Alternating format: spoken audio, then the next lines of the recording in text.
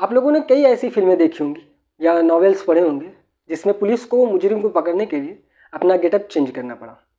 आज की कहानी भी कुछ इसी तरह है।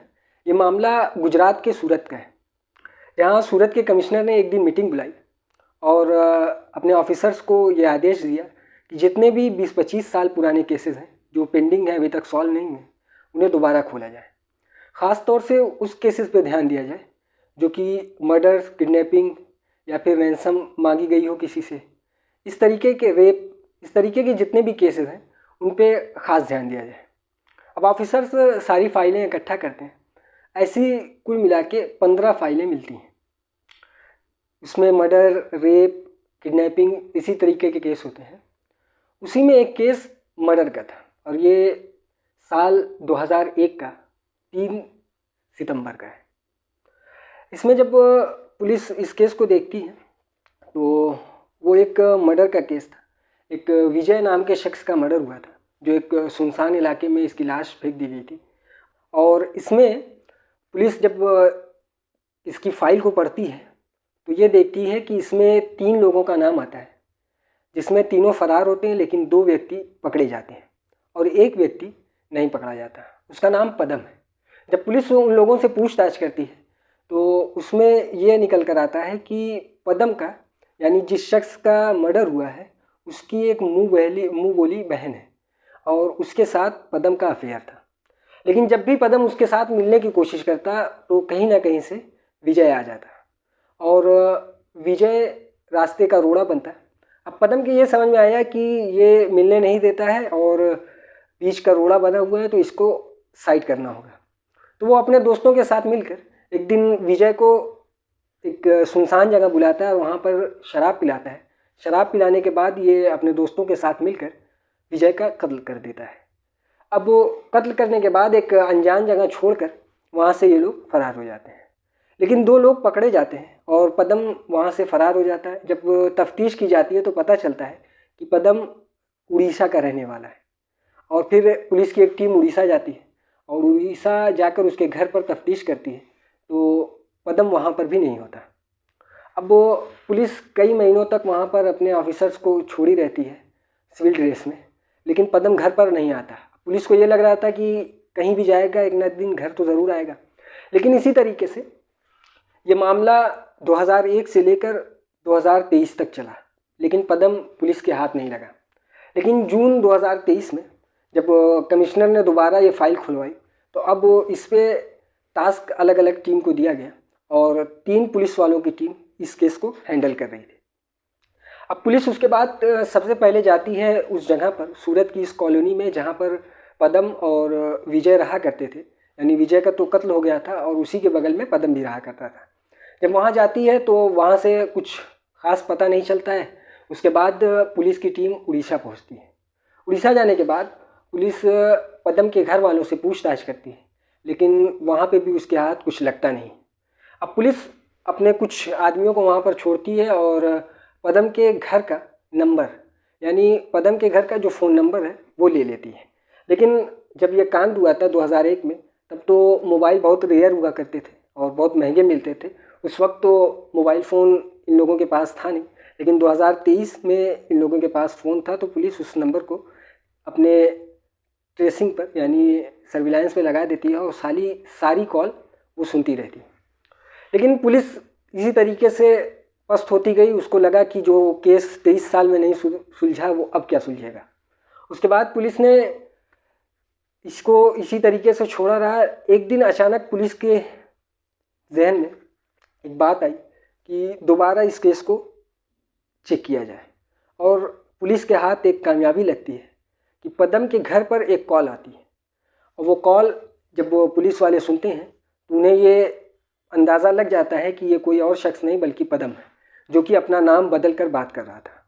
अब पुलिस ये ट्रेस करती है कि ये कॉल आई कहाँ से है।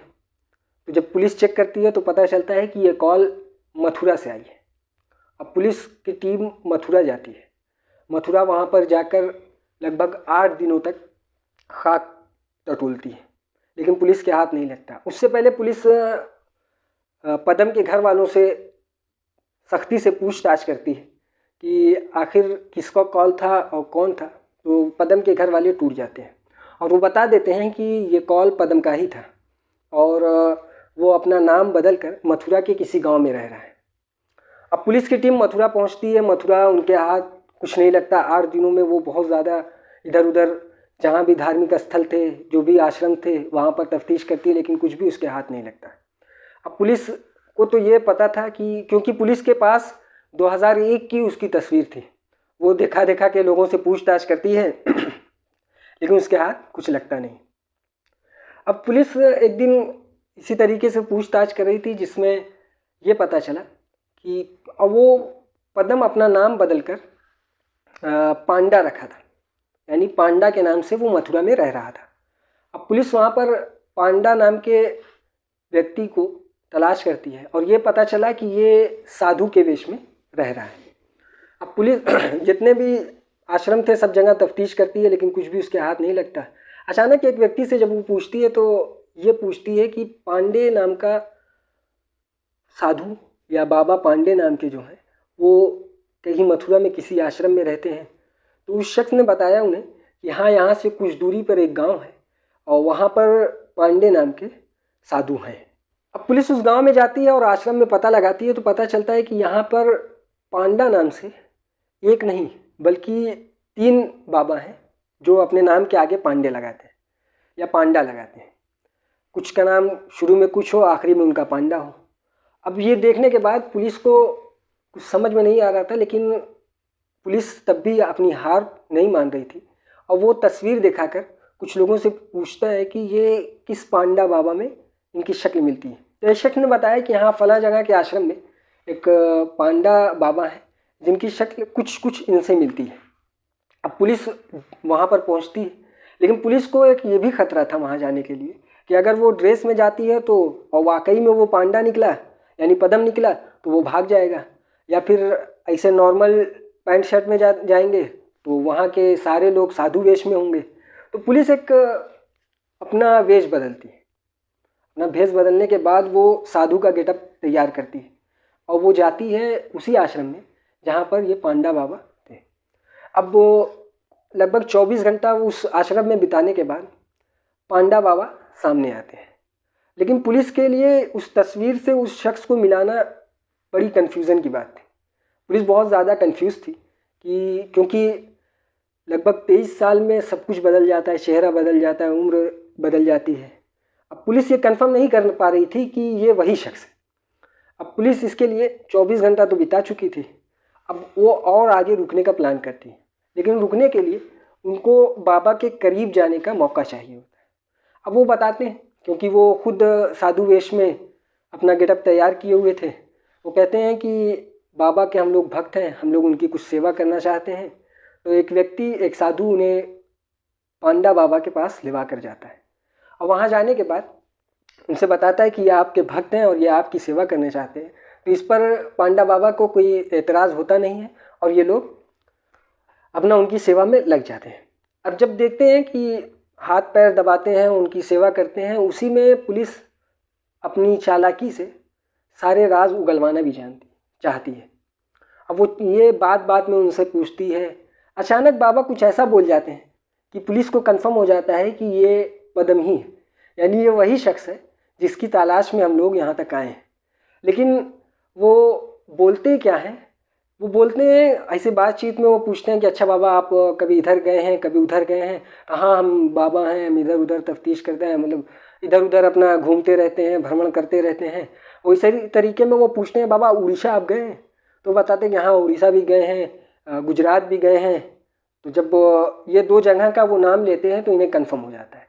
अब क्योंकि ये लोगों को पूरा कन्फर्म हो चुका था तो ये वहाँ की लोकल पुलिस को पहले से इन्फॉर्म कर देते हैं कि हमारा एक पुराना मुजरिम जो कि अपना गेटअप चेंज करके यहाँ पर छिपा हुआ है, और क्योंकि पुलिस के पास उसकी सारी फाइल थी, पुलिस को दिखाती है वहाँ की पुलिस को, तो सब कुछ इस पर वहाँ की पुलिस को कोई आपत्ति नहीं होती है, वो बल्कि अपनी फोर्स भेजती है।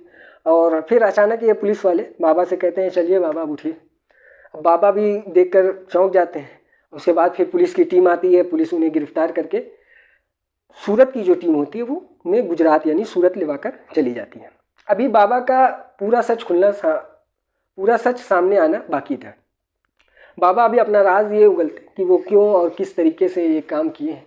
तो उन्होंने बताया कि हाँ, मेरा उसकी मुँह बोली बहन से अफेयर था और वो रास्ते का रोड़ा बन रहा था, इस वजह से हम लोगों ने उसे मार दिया। और उन्होंने ये भी बताया कि मैं जब ये कांड हुआ तो फिर मैं गया उड़ीसा, अपने गांव गया, लेकिन जब वहाँ देखा, क्योंकि मुझे पता था कि पुलिस मुझे खोजते हुए यहाँ तक आएगी, और जब मुझे पता चला कि पुलिस वाकई में उड़ीसा आई है तो मैं फिर वहाँ से गायब हो गया। और उसके बाद मैं एक ये प्लान किया कि आज के बाद ना तो कभी मैं अपनी दाढ़ी और बाल बनाऊँगा, कभी अपने चेहरे को बनाऊँगा नहीं, जैसे जिस तरीके से वो बढ़ रहे हैं बढ़ते रहें। और फिर मैं इधर मंदिर में उधर मंदिर में इधर आश्रम में घूमता रहा, और इसी तरीके से एक दिन मैं मथुरा पहुंच गया।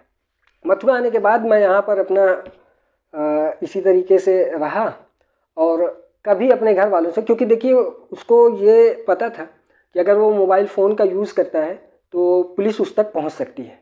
लेकिन अचानक जुलाई में 2023 में उसको घर की याद आने लगी, और वो एक नया मोबाइल ख़रीदता है, नई सिम ख़रीदता है, और वो अपने घर पर फ़ोन कर देता है।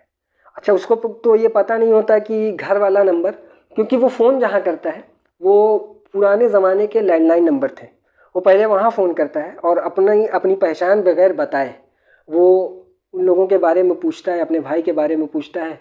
पता चलता है कि हाँ, वो लोग फ़ोन चलाते हैं, तो नंबर लेता है। नंबर लेने के बाद वो अपने भाई से बात करता है, और उसे ये पता नहीं था कि भाई का नंबर पुलिस के पास है, और वो बात करता है, और उसी तरीके से वो फंस जाता है। एक छोटी सी गलती उसके सारे कारनामे का रास फाश कर देती है। अच्छा, उस समय अगर इसको सज़ा हुई होती, वो पकड़ा गया होता, तो साल 2015 या 16 से पहले ये छूट भी सकता था, क्योंकि अगर उम्र कैद की सज़ा होती तो 14 साल की होती, क्योंकि बहुत वैसा केस था नहीं जिसमें फांसी होती, तो वो 2015 तक छूट जाता। और अब अगर सज़ा होगी तो अब देखिए वो 14 साल की उम्र कैद होती है कि ताउम्र होती है। और अगर 14 साल की भी होती है, लेकिन एक बात वहाँ पर रह जाती है कि जब उसको जेल में होना चाहिए था तब वो खुलेआम घूम रहा था। अब उम्र ढलने के बाद उसकी ज़िंदगी वैसे ही ख़त्म थी, तो अब वो जेल में जा रहा है। इसी तरीके से और क्राइम वीडियो देखने के लिए हमारे चैनल को सब्सक्राइब करें और बेल आइकन को ज़रूर दबाएं।